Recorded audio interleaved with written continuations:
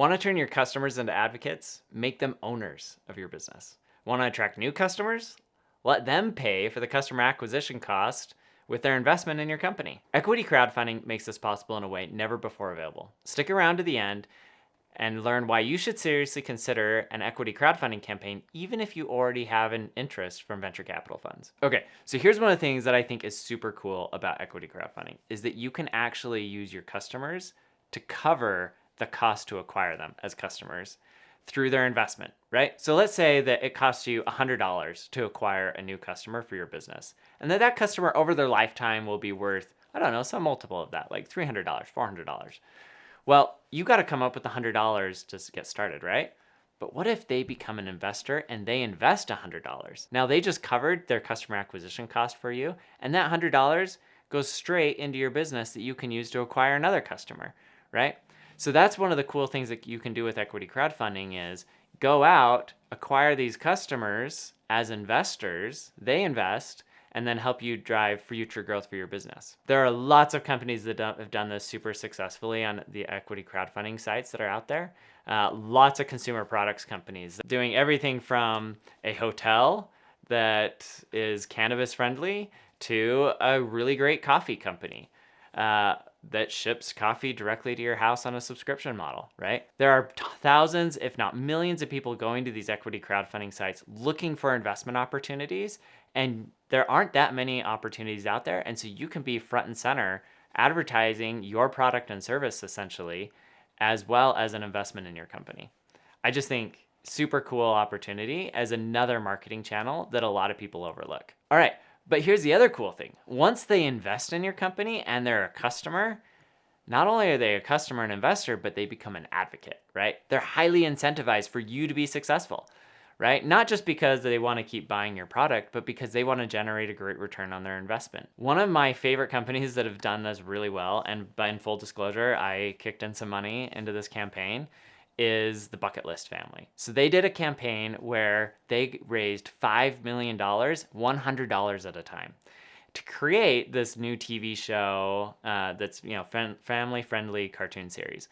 And what was cool about their campaign is they already had a huge following of people, but by making them investors, they became part of the family, if you will, and they created all these advocates who, when they release the cartoon, I bet those people are not only going to be excited about the cartoon, but they're going to share it with all their friends and family because they're going to feel like they are part of the journey. They are part of the story. And the Bucket List family did an incredible job of, sending out rewards to those that backed and sending out updates and really helping the entire community feel like a family, which I think is super bright on their part. And so think about it this way. They capped the amount you could invest at $100 and they raised $5 million. So they have 50,000 people out there that are part owners of their business that are going out and spreading the word of what they're doing and sharing it on social and sharing it with their friends and all of those types of things. That is incredible power that is really expensive to buy. And in their case, they didn't have to buy it. They were paid essentially, right? To build that community. So another, helpful point worth considering that equity crowdfunding can really help you with. The next thing that I really like is that oftentimes, venture capital is one of those industries where it helps the rich get richer, right?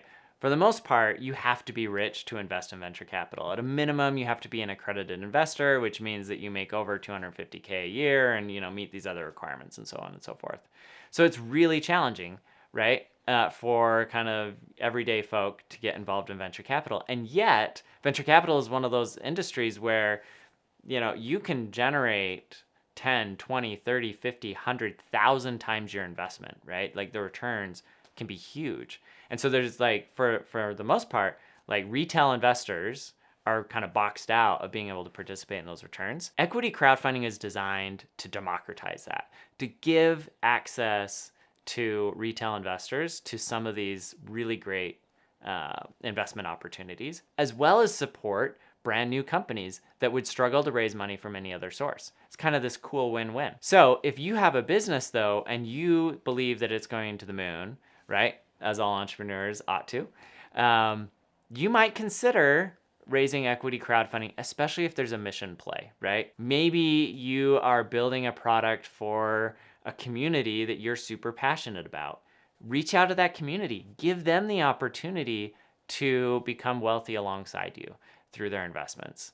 I think it does a ton of good. So one, like you can help the average person get access to this asset class. Two, you can build a stronger community. And three, like when you're successful, everybody in the community can be successful too, which creates this incredible story that can yield tons of like great PR and other business results. And here's the thing, the laws make it easier than ever before for entrepreneurs to raise funding from anybody. So there was a regulation put in place under Obama called Regulation CF, or Regulation Crowdfunding. And under this regulation, it allows retail investors, so those that are not accredited, to invest in startups.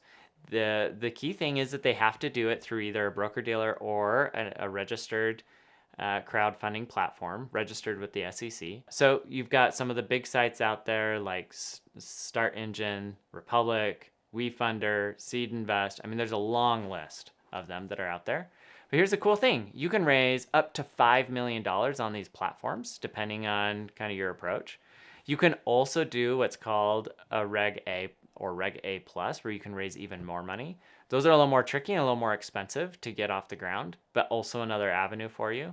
And so, instead of just doing a friends and family round where maybe you raise, 10,000, 50,000, 100,000, couple hundred thousand, you could do that through an equity crowdfunding campaign on one of these portals and raise up to $5 million, which, be super beneficial. I should note though that you're running a crowdfunding campaign, and so you are selling a product. You're selling equity in your business. So it is still a lot of work. I don't want anyone to come away from this thinking like, oh, I can just like throw up a shingle on one of these portals and I'll just immediately raise $5 million. Like, it does take a lot of work, just like any sort of fundraise, but it can be beneficial in different ways, such as, building your community, supporting your community, building a great story, helping offset some of your customer acquisition cost through their investments, so on and so forth. Also tapping you into new markets that maybe and new audiences that you didn't have access to before. So there's some real definite benefits there. And here's the last thing that I think has been really interesting is I've watched equity crowdfunding over the last few years, and ultimately why I decided to launch this channel. And that is, I've noticed that the quality of the startups on these platforms just keeps getting better and better and better. Now, look, when it first started, there was a lot of naysayers, myself included, right? I sat on a panel once where we talked about equity crowdfunding when it first started. And I was kind of like, look, I don't know if this is really going to work, because like, if you're a really great entrepreneur and you've got a fantastic business, why are you going to go to one of these equity crowdfunding sites? You're just going to go to a venture capitalist and the VC will fund you, right? And it'll be easier and less headache and all of these things, right? And so then you're going to have this like quality mismatch where like the really great entrepreneurs are able to raise money from whomever, and they're not going to raise it on equity crowdfunding sites. And so all that's going to be left on these equity crowdfunding sites are like not great businesses and not great investment opportunities. And then the retail investors, they're going to invest in these like kind of crappy investments and they're not going to do well, and the whole thing is going to be a mess, right? But what I've noticed is entrepreneurs are savvy, and they've realized that some of these benefits that I mentioned earlier are really worthwhile. And so they've started to launch campaigns on these equity crowdfunding sites even when they didn't need to tap into those benefits. And so you've got like incredible companies that have raised millions of dollars on these sites, and retail investors have had the opportunity to kick money into those deals and participate in alongside them. And they're starting to see great returns. And so this is starting to create this flywheel where all of a sudden, like, hey, this platform's got a lot of quality companies on it, and that's attracting more quality companies. And then investors are starting to see interesting returns on their investments, and that's attracting more investors. And so the whole thing is creating now this virtuous cycle that I think is super interesting. I hope that someday there are a whole bunch of retail investors that make a ton of money by investing in these early stage companies on equity crowdfunding sites.